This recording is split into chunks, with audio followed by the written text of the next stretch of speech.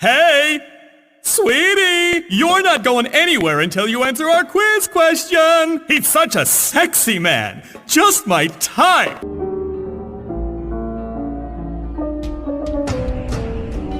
Another hand hangs lonely, child is slowly taken, and the violence causes silence. Who are we mistaken? But you see, it's not me, it's not my family. In your head, they are fighting with their tanks and their bombs and their bombs. Assalamualaikum sobat rekap, kembali lagi dengan saya Thomas 12 di channel Thomas Rekap ID. Kali ini kita bakal membahas game God Hand, tentunya tentang game konten informatif yang berhubungan dengan gamenya. Jadi game God Hand adalah game nostalgia yang sampai sekarang masih banyak dimainkan oleh orang, termasuk para playernya itu orang Indonesia, ya kan.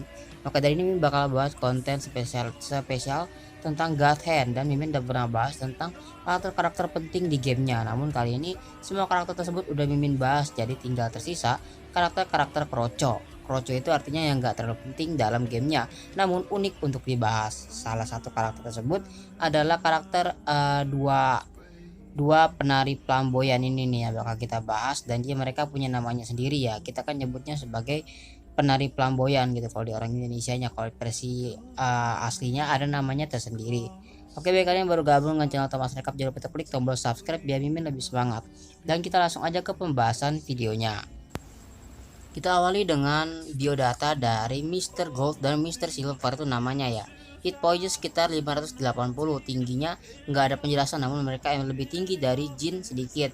Pangkatnya adalah sub boss, jenisnya adalah antek atau anak buah dari sebuah bos yang bernama Elvis. Tahapannya muncul di 1:4 karnaval gudang rahasia dan arena pertarungan. Tema dia adalah Pick and Boo fase 1 dan Mimpi Buruk yang Indah fase 2. Cara bertempur mereka disuarakan oleh Wally Wingred. Yang kedua kita bakal bahas biografi Mr. Gold and Mr. Silver. Kalau dalam bahasa Indonesia artinya Tuan Emas dan Tuan Perak. Dalam bahasa Jepang artinya Kinsan dan Ginsan. Adalah dua antagonis kecil di game God Hand.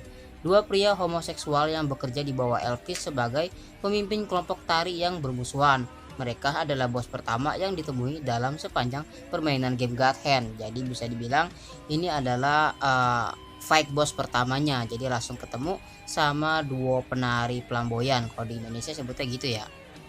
Di poin ketiga kita bakal bahas tentang penampilan dari Mr. Silver dan Mr. Gold, atau Tuan Emas dan Tuan Perak adalah sepasang pria berotot berkulit gelap yang identik. Identik di sini bisa dibilang kayak kembar gitu ya, yang memiliki rambut pirang platina yang dipotong pendek dan memiliki kumis besar berbentuk stang. Selain dari pakaian mereka sepenuhnya identik, kecuali tato di punggung mereka. Tuan Silver memiliki huruf Q, sedangkan Tuan Gold memiliki huruf A di belakang punggungnya. Penampilan identik dari dua ini juga terlihat pada pakaian mereka, seperti yang disebutkan sebelumnya, yang terbuat dari berbagai macam potongan dan potongan pakaian yang tidak banyak menyisakan ruang untuk imajinasi. Terdiri dari rompi kecil, celana pendek, sarung tangan panjang bertabur paku, penyangga lengan dan kaki yang terbuat dari logam yang menjadi nama mereka, serta bulu dengan ujung merah untuk Tuan Emas dan ujung biru untuk Tuan Perak. Dan sedikit tambahan ornamen lambang iblis, jadi kayak lambang segel iblis di bagian sabuk mereka.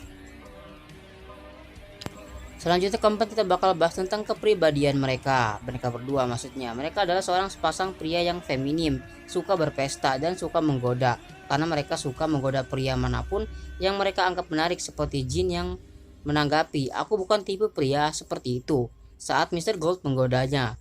Mereka juga senang mengadakan pesta dansa dan mengadakan kuis dadakan untuk menanyakan para tamu yang datang, sebagaimana dibuktikan oleh tato di punggung mereka yang menunjukkan peran yang mereka ambil dalam permainan kuis saat Mr. Silver mengajukan pertanyaan dan Mr. Gold menjawabnya. Jadi Q itu artinya question, sedangkan A itu maknanya answer. Ki itu question tuh artinya bertanya, answer tuh artinya menjawab. Tuan Emas dan Tuan Silver hanya berperan sedikit dalam cerita tersebut. Mereka tidak ditemui lagi setelah bertarung, kecuali di Fighting Ring, dan itu ceritanya bukan canon. Dan mereka semata-mata berperan sebagai pengintai atau mata-mata dari sang bos besar yang bernama Elvis, yang sangat terganggu oleh keberadaan jin. Karena mereka bertarung beberapa saat sebelum mencapai Elvis Mansion atau rumah markasnya si Elvis, saat mereka sedang berpesta dansa. Dalam kemunculan mereka di tahap 1, mereka tidak akan langsung melawan jin pada awalnya, dan sebagai gantinya akan mengirim dua penari latar mereka secara bergelombang. Yang pertama adalah sepasang small fries, kemudian sepasang bandanas, dan kemudian sepasang small fries fatty juga pada level 3 dan di atasnya.